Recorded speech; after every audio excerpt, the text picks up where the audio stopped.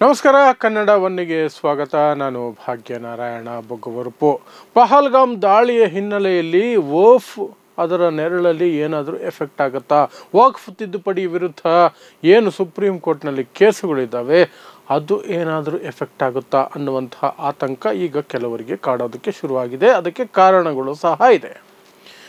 ಪಹಲ್ಗಾಮ್ ದಾಳಿ ನಡೆಯೋದಕ್ಕಿಂತ ಮೊದಲೇನೆ ವಕ್ಫ್ ತಿದ್ದುಪಡಿ ಕಾಯ್ದೆಯನ್ನು ಒಂದು ರೀತಿಯಾಗಿ ಮುಸ್ಲಿಮರನ್ನು ಹತೋಟಿಯಲ್ಲಿ ಇಡೋದಕ್ಕೆ ಅಂತಲೇ ನಾವು ಮಾಡ್ತಿದ್ದೀವಿ ಅಂತ ಹಿಂದೂ ಮತದಾರರನ್ನು ಮೆಚ್ಚಿಸುವ ರೀತಿಯಲ್ಲಿ ಅದನ್ನು ಪ್ರಚಾರ ಕೊಟ್ಕೊಂಡು ಬಂದರು.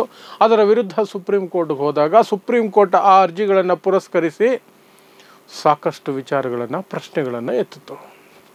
ಕೇವಲ ಪ್ರಶ್ನೆ ಎತ್ತಿದ್ದೇ ಅಲ್ಲ, ಸರ್ಕಾರವೇ ದುಂಬಾಲು ಬಿದ್ದು ಕೆಲವು ಮುಖ್ಯ ಅಂಶಗಳ ಮೇಲೆ ಸರ್ಕಾರನೇ ತಡೆ ಕೊಟ್ಟಿದ್ದೀವಿ, ನಾವೇ ತಡೆ ಹಾಕ್ತೀವಿ, ನೀವು ತಡೆ ಕೊಡಬೇಡಿ ಅನ್ನುವ ಮಟ್ಟಕ್ಕೆ ಸರ್ಕಾರ ಮಂಡಿ ಬರಬೇಕಾಯಿತು.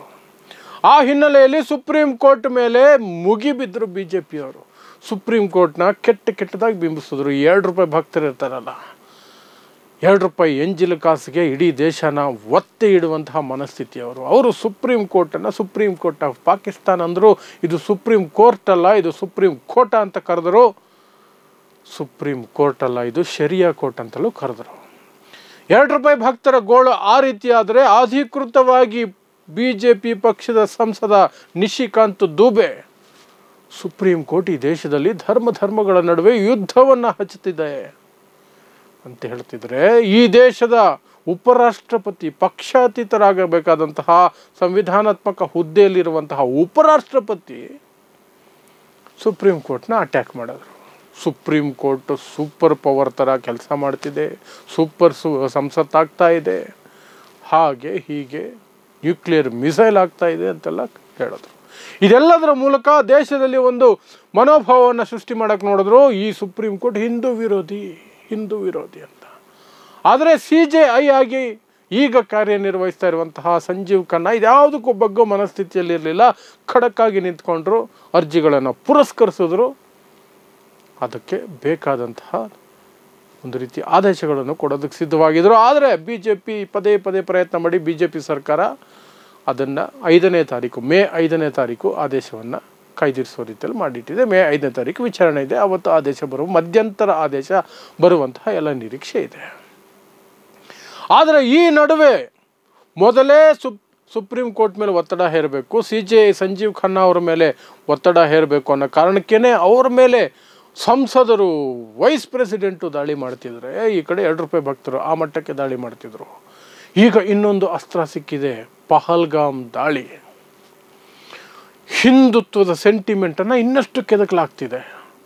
ಅದು ಏನಾದರೂ ಸುಪ್ರೀಂ ಕೋರ್ಟ್ ಮೇಲೆ ಇನ್ನೊಂದಷ್ಟು ಒತ್ತಡ ಹೇರುವಂತಹ ಮನಸ್ಥಿತಿಗಳನ್ನು ಸೃಷ್ಟಿ ಮಾಡುತ್ತಾ, ಅಥವಾ ಆ ಒಂದು ಪ್ರಮೇಯವನ್ನು ಸೃಷ್ಟಿ ಮಾಡುತ್ತಾ?